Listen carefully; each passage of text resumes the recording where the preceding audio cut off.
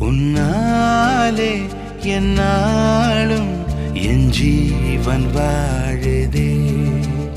சொல்லாமல் உன் சுவாசம் என் மூச்சில் சேருதே.